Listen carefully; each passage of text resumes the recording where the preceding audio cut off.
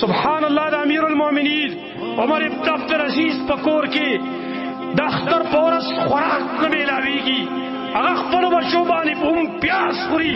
دې ته عاجزي ویل کېږي. زما وروڼو موږ د تکبر په سیلاب کې لاړو غرق شو. عبدالعزیز رحمت الله تعالی علیه دا په تاریخ کې راځي.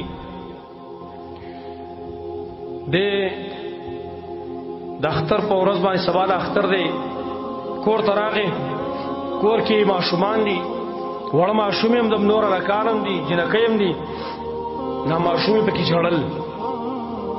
ما ورته ویل ولې ژاړې؟ ویل پلاره سبا اختر دی، د خلکو ماشومان به نوې نوې جامې اغوندي او موږ به سړې جامې اغوندو. هغه باندې شون کې د دې ماشومې ژړا لږ اثر وکړو نو فورا ووتو. فورا وتلاړ او خزانچي ته یې ویل ویل زما چې د میاشتې کومې تنخواه ده نو هغه ماله لږ اډوانس کې راکړه، آینده میاشتې تنخواه ماله په اډوانس کې راکړه.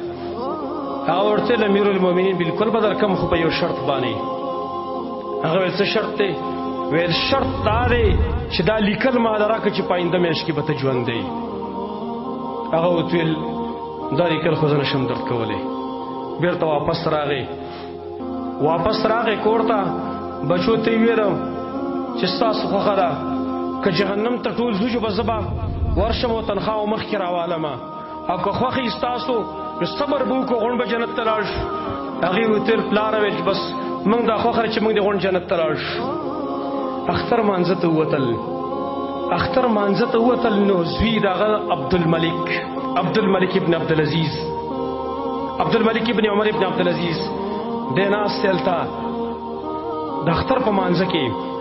د پلار دی زوی ته وکتل، مخ یې داسې واړه او لږ یې وژړل د عمر ابن عبدالعزیز. زوی ورته وایي پلاره ولې؟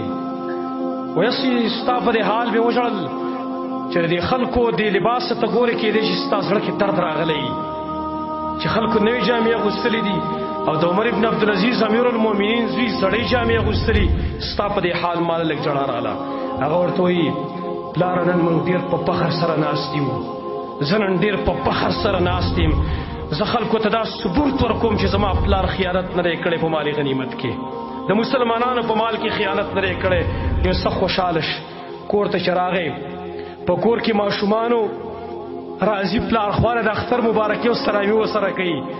نو ماشومانو خپلې خولې پټې کړي دي په څادرو باندې. هغه ورته وایي بچو ولې خولې پټې کړي؟ وای بابا منګه د پیاز سره روټۍ خوړلې ده، موږ چې تا باندې چېرته بوی درد شي بد بوی، موږ د پیاز سره روټۍ خوړلې هم پیاز سره. سبحان الله د امیر المؤمنین عمر ابن عبدالعزیز په کور کې د اختر په ورځ خوراک نه میلاویږي، هغه خپلو بچو باندې په هم پیاز خوري. دې ته عاجزي ویل کېږي. زما وروڼو موږ د تکبر په سیلاب کې لاړو غرق شو. موږ خو په بدن باندې په کپړه باندې دوړه هم نه پرېږدو. من خو انسان ته د انسان په نظر باندې هم نه ګورو. من خو پلار او مور ته هم د مور او پلار په نظر باندې نه ګورو. مشر ته د مشر په نظر باندې نه ګورو. مشران چې وګوري ځان لره تکبر نه ډک دي. که واده دعوت څوک چاته ورنه کړي دی بس دی به خلکو ته ګیلې کوي، ګوره پلاني ته واده کړی او ما ته پکې ډوله چاونه ډېر سپک نظر یې راته وکړو.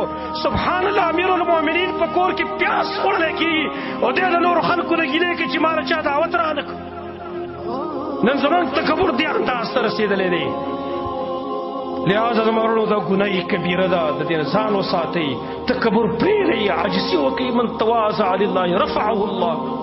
چا چې عاجزي کوله خاص د الله لپاره الله رب العالمین به اوچت کي، الله رب العالمین به ډېر عظمت وله ورکړي. تکبر صرف د الله صفت دی، هغه لوی واله خاوند دی، لوی ذات دی.